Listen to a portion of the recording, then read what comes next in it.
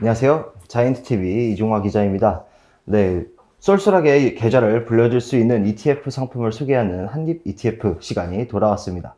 네, 오늘은 미래에셋 자산운용의 김수정 매니저님과 함께 방송을 진행해 볼 예정인데요. 네, 연말 연시를 맞아가지고 좀 어떻게 보면은 좀 내 연금 계좌 아니면은 그냥 연금이 없으신 분들이라면 그냥 내 주식 계좌나 아니면 뭐 통장 계좌 이런 걸 좀 잘 불려야 되는 그런 시점이 또 왔다고 볼 수가 있겠습니다. 네, 그래서 이제 좀 이런 연금 계좌를 갖고 투자하시는 분들이 좀 정말 많은 것 같은데 이런 좀 연금 계좌를 좀 어떻게 해야 될까요?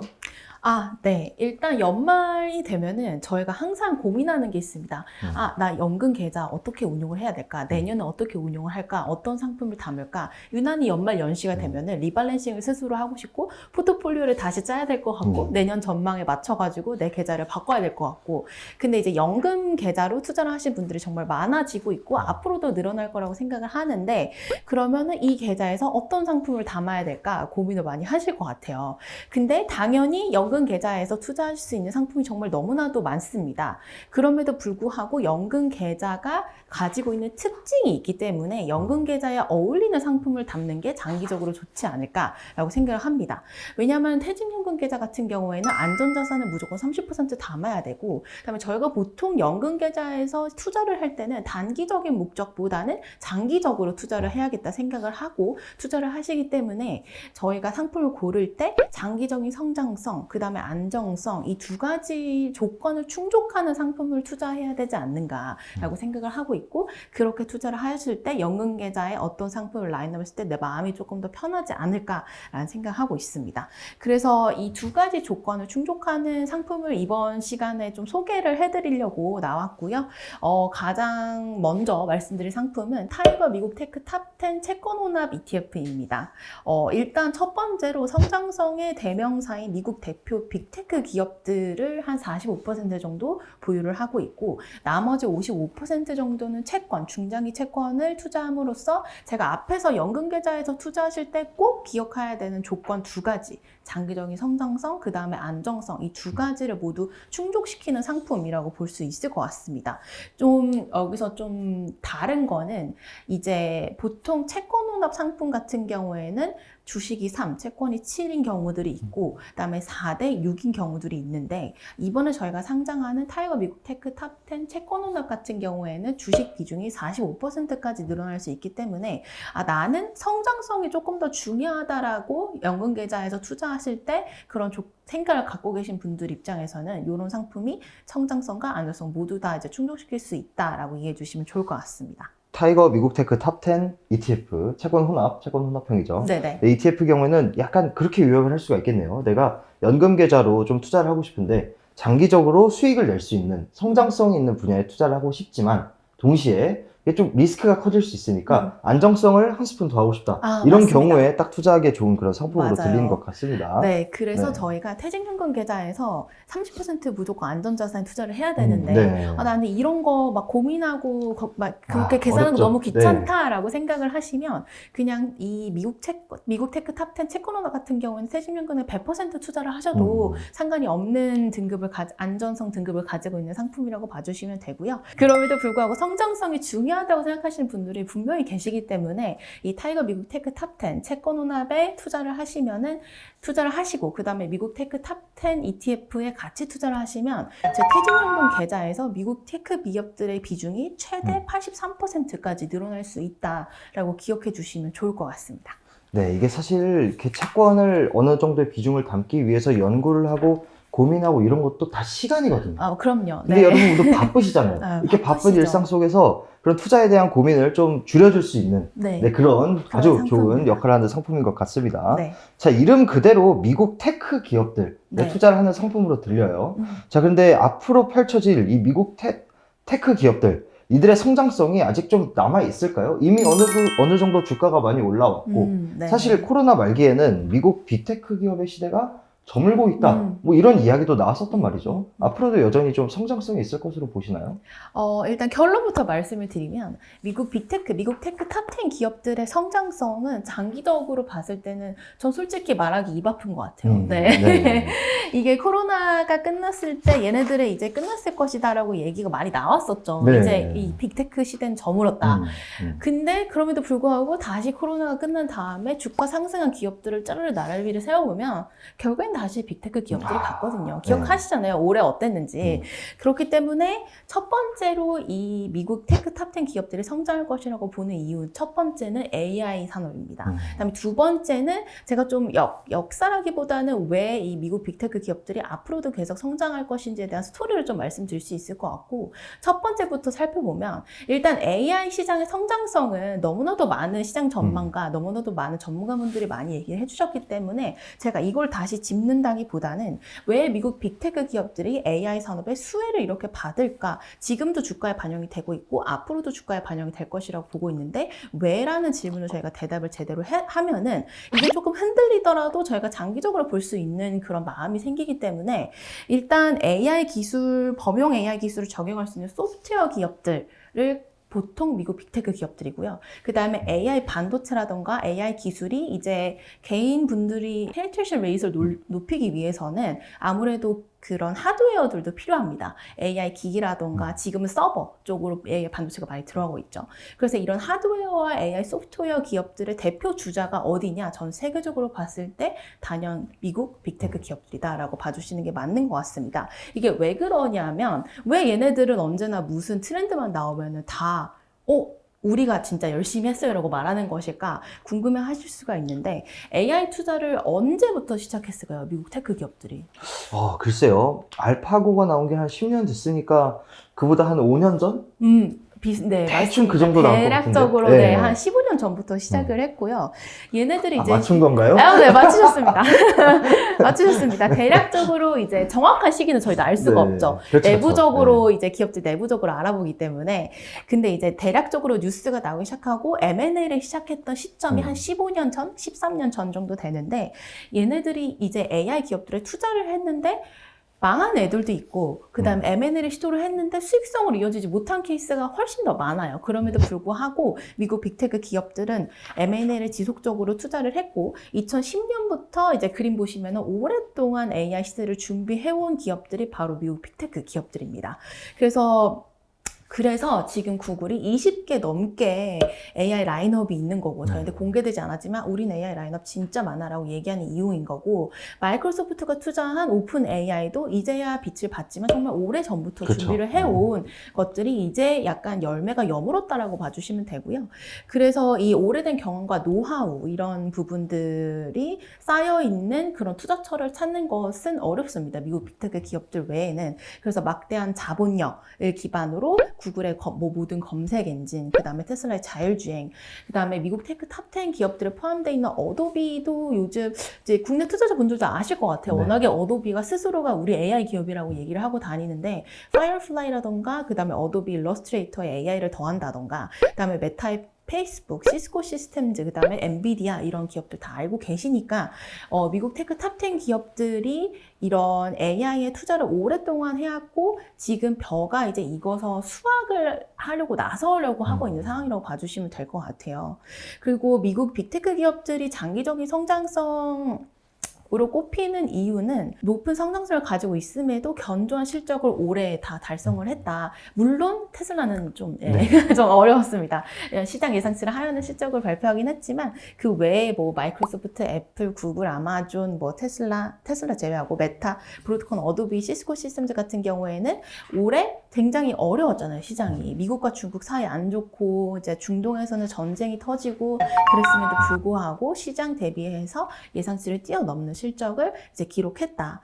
그래서 성장성이 높은데 그 와중에 견조한 실적도 가지고 있는 미국 빅테크 기업들이다라고 기억해 주시면 좋을 것 같습니다. 네, 지금까지는 이런 미국 빅테크 기업들의 지금까지의 어떻게 보면은 성공 공식 혹은 성공 히스토리 같은 것들을 좀 알아본 것 맞아요. 같습니다. 근데 이러한 성공 공식이 앞으로도 계속 좀 잘 적용이 돼서 꾸준히 성장할 것이라고 보시는 거죠? 네. 그거에 대한 이유는 또 제가 이제 저만 그렇게 생각하는 건 아니고 제가 논문 같은 걸 보는 거 굉장히 좋아하는데 그 하버드 비즈니스 리뷰에서 나온 논문이 있어요. 왜 미국의 상장되어 있는 기업들 중에서 되게 큰 애들만 계속 성장을 할까? 이게 약간 이상한 거거든요. 작은 애들이 성장률이 더 높아야 되는데 큰 애들이 성장률이 더 높게 나오는 거예요. 그래서 이거에 대해서 연구를 해봤더니 보니까 이 큰 기업들, 미국의 테크 기업들은 무형자산의 가치가 너무나도 높기 때문에 앞으로도 계속 성장할 가능성이 높지 않을까라고 얘기를 합니다. 그래서 실제로 저희가 기업을 분석할 때 매출과 영업이익은 기본적으로 봐야 되는 건데 저는 테크 기업을 만약에 보신다. 그 다음에 특히 미국에 있는 테크 기업들을 보신다라고 생각을 하신다면 R&D 비용도 봐야 된다. 왜냐하면 이 R&D 비용에서부터 계속 황금알을 낳기 위해서 노력하거든요. 제가 말씀드린 것처럼 AI 기술에 이들이 고민하고 R&D 비용에 투자하고 시작한 지 15년보다 더 됐을 겁니다. 근데 막대한 자본력이 있어야 앞으로도 우리가 먹거리를 미리 가서 선점을 하고 투자를 많이 해놓을 수 있다는 거죠. 그래서 R&D 비용을 저는 항상 보는데 R&D 투자 규모 상위 10개의 기업을 쫙 뽑아보면은 다 미국 빅테크 기업들이거든요. 네. 이게 글로벌 탑10 기업들인 거죠? 근데 사실 미국의 나스닥에 상장되어 있는 기업들 나란히 세웠을 때 뛰어넘는 애들이 별로 없을 거예요. 지금 이거 기준은 나스닥에 상장되어 있는 기업들 기준, 나스닥 기준인데 이거를 뛰어넘기기 쉽지 않죠. 미국 시장이 금융시장이 제일 크니까. 그래서 이거를 기억해 주시면 좋을 것 같고 그 다음에 한 가지 더 AI 같은 경우에는 지금 한 10년, 13년, 15년 전부터 투자를 시작했다고 말씀드렸는데 한 가지 더 예시가 있는 게 클라우드 서비스거든요. 네. 실적 발표 보시면 아시겠지만 이번에 특히 3분기 실적 발표 때 그러니까 미국 테크 기업들이 나와서 우리 이러이러한 매출이 되게 잘 나왔어요 라고 얘기를 했음에도 불구하고 클라우드 실적이 안 좋으면 주가가 떨어졌거든요. 근데 그게 왜 그러느냐, 클라우드가 AI와 연동성을 잘 보여주는 거기도 한데 이 클라우드가 굉장히 앞으로의 성장성에 중요하다라고 시장이 판단을 하고 있는 거거든요. 그렇다면은 이 미국 빅테크들은 얘네들을 시작한 지는 얼마나 됐을까? R&D는 솔직히 저도 가늠 안 될 정도로 오래된 것 같고 그냥 이 서비스를 런칭한 게 15년 정도 됐거든요. 와, 그렇게나 오래됐나요? 네, 그렇게나 오래됐습니다. 그래서 지금 실적을 좌지우지, 주가를 좌지우지하는 이 서비스를 런칭하고 R&D는 더 오래됐겠죠. 런칭한 지 15년이 됐는데 미국 빅테크 기업들이 앞으로도 계속 성장할 것이라고 보고 여태까지 계속 성장해온 비결은 본인들 스스로 미래의 먹거리, 성장 동력을 찾아서 황금알을 낳는 거위가 될 산업을 계속 찾고 있다는 거죠. 그래서 앞으로도 꾸준히 이런 경영 전략을 펼쳐갈 것이라고 생각을 하고 있기 때문에 제가 이제 장기적인 성장성 측면에서 연금 계좌에서 투자를 하신다면 미국 테크 탑10 기업들이 포함되어 있는 ETF가 어떤가라고 말씀드린 이유입니다. 그러니까 미국 빅테크 기업들이 괜히 지금까지 성장을 해왔고 지금도 좋은 평가를 받는 게 아니네요. R&D 투자를 그만큼 많이 했고 어떻게 보면은 계속 많이 했죠. 약간 기반 투자를 계속 해왔기 때문에 그런 토대 위에 이 성이 이렇게 좀 세워진 거지. 그렇습니다. 절대 허투루 이제 운 좋게 이렇게 된 게 아니다 라는 말씀을 해주신 것 같습니다. 지금까지는 이 미국 테크 기업들이 얼마나 높은 성장성을 가질 수 있는지 이런 부분에 대해서 이야기를 해봤는데요. 제가 아까 상품 이름에서 이 채권 혼합이 섞여 있는 것을 좀 봤습니다. 맞아요. 네. 이렇게 채권을 좀 섞었을 경우에 얻을 만한 장점은 뭐가 있나요? 일단 제가 연금계좌에서 투자를 하실 때 첫 번째가 장기적인 성장성이고 두 번째가 안정성이라고 말씀을 드렸는데 장기적인 성장성은 저희가 여태까지 계속 얘기를 했으니까 조금 이해가 되셨을 것 같아요. 근데 안정성, 물론 미국 테크 기업들 자체적으로도 성장률에 비하면 리스크 대비해서 성장률이 굉장히 높은 편입니다. 리스크가 그렇게 크지 않고 말씀 주신 것처럼 너무나도 튼튼하게 기반을 다져왔기 때문에 되게 견고한 성 같은 애들이죠. 근데 그럼에도 불구하고 성장성과 함께 우리는 안정성도 고려를 해야 되죠. 연금계좌다 보니까. 그래서 채권을 더했을 때 안정성이 조금 더 올라가고 변동성이 조금 줄어든다라고 보시면 됩니다. 미국 빅테크 기업들을 투자하신 분들은 투자하시는 기간 내내 느끼셨겠지만 되게 시가총액이 큰 애들임에도 불구하고 하루에 막 5% 올랐다가 다음날에 막 5% 떨어지고 하루에 막 10% 올랐다가 엔비디아 막 오를 때는 하루에 막 20%씩 오르고 이게 이게 변동성이 상당합니다. 그렇기 음. 때문에 이런 변동성을 상대적으로 낮추고 안정성을 한 방울 뚝 떨어뜨리기 위해서 채권을 더했다라고 보시면 되고요. 이제 그림 보시면은 저희가 최적의 조합이라기보다는 리스크 대비해서 변동성이라던가 위험 조정 수익을 다 봤을 때 가장 좋은 포트폴리오는 주식을 한 이제 40%에서 45% 정도 보유를 하고 채권을 이제 55%에서 60% 정도 보유를 할 때 이제 기간 총 수익률이라던가 평균 수익이라던가 변동성이라던가 위험 수익 이런 부분들이 조금 지표가 괜찮지 않나라고 생각을 하기 때문에 저희 그 타이거 미국 테크 탑10 이제 채권호업 상품 같은 경우에는 주식이 한 45%, 그다음에 채권이 55% 정도의 비율을 차지하고 있다라고 보시면 됩니다. 그래서 이제 미국 테크 기업들의 특히나 개별 종목으로 투자하셨으면은 너무 나 되게 세계적인 기업이라고 들었는데 막 하루에 10%씩 떨어질 때도 있고 하루에 그 다음날 갑자기 10%가 오를 때도 있고 이런 부분들이 좀 마음이 어려우셨을 수도 있다고 생각을 해서 이런 채권호납 같은 상품이 장기적으로 내가 연금 계좌에 그냥 이제 넣어놓고 조금 걱정을 덜 할 수 있는 그런 상품이지 않을까 해서 저희가 채권을 더했다라고 봐주시면 됩니다. 네. 그리고 이번에 환 해지 버전도 나왔다고 하는데, 자, 아무래도 요즘 미국 빅테크 기업들에 좀 다시 한번 투자를 해보신 분들이 있어도 환율 때문에 너무 그렇죠. 비싸잖아요. 그래서 내가 원화로만 돈이 있는데, 응. 이거를 환전을 해서 투자했다가 나중에 환차손도 볼 수도 있고. 그럼 어떡하지? 네, 맞아요. 그런 걱정이 항상 들잖아요. 그래서 이 맞아요. 환해지 버전도 좀 그런 우려들을 좀 완화시켜 줄 수 있는 부분이 되겠네요. 네, 그렇습니다. 왜냐하면은 미국 테크 탑10 ETF가 저희가 이미 있어요. 이게 퇴직연금 계좌나 연금 계좌에서 많이들 가지고 계신 분들도 있을 텐데 지금 환율이 여태까지 예전에 투자를 하셔서 지금 미국 테크 탑10 ETF를 보유하고 계신 분들은 환율이 이익이죠. 이익을 받죠. 왜냐면 원화로 투자했는데 원달러가 올랐으니까. 근데 지금 상황에서 미국이 고금리가 이어지긴 하겠지만 더 이상 금리 인상을 할까? 이제 고정되지 않을까라는 얘기들이 나오고 있죠. 그러면 달러는 강달러에서 조금 완화가 될 수 있죠. 그러면은 기자님이 말씀하신 것처럼 이게 달러가 떨어질 수도 있는데 지금 미국 빅테크 기업들을 투자했다가 달러가 떨어져서 내가 손해를 보면 어떡하지라고 고민하시는 분들이 당연히 계실 거라고 봐요. 그래서 이제 환율 고민을 하지 않고 걱정 없이 환율 리스크에 대한 변동성 같은 것들을 이제 당연히 수익에 영향을 미치기 때문에 그런 부분들을 이제 생각하지 않으셔도 되게끔 저희가 환해지 상품으로 출시를 했다라고 봐주시면 됩니다. 이름은 원래 저희가 이전에 출시했던 타이거 미국 테크 탑10 INDXX ETF와 동일하고요. 그 대신에 이름 끝에 H가 적혀져 있습니다. 요거 기억해 주시면 좋을 것 같습니다. 그러면 이 상품을 연금 계좌 혹은 뭐 퇴직연금 네. 이런 데서 어떻게 활용을 할 수가 있을까요?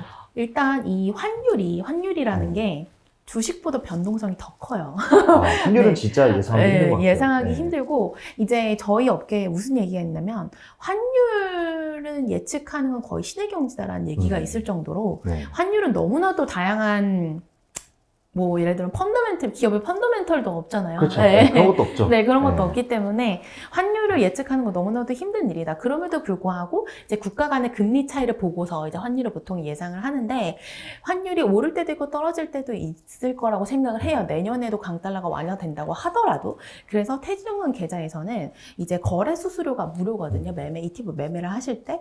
그래서 내가 이미 미국 테크 탑10 ETF를 가지고 있다면 환율이 떨어질 것이라고 생각을 한다면 해지형으로 이제 바꾸셨다가 다시 환율이 조금 그래도 강달러로 다시 갈 것 같다 생각이 드시면 다시 환 노출형 이렇게 왔다 갔다 하시면 어떨까 연금 계좌에서 그래서 이런 식으로 활용을 해주시면 어떨까라고 생각을 하고 있습니다. 오늘 이제 이 미국 테크 기업들에 좀 안정적으로 투자할 수 있는 타이거 미국 테크 탑10 채권 혼합 ETF에 대해서 좀 알아봤는데요. 마지막으로 투자자 여러분께 좀 드리고 싶은 말씀이 있으시다면?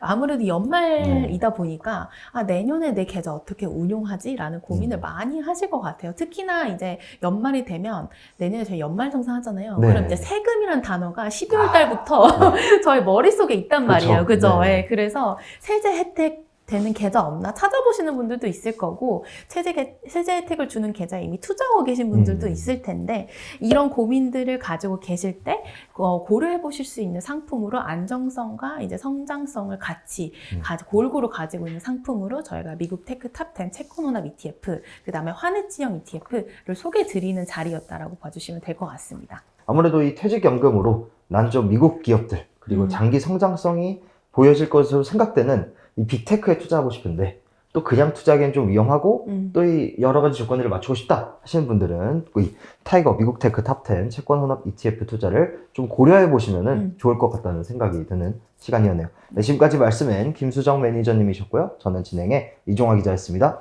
감사합니다. 감사합니다.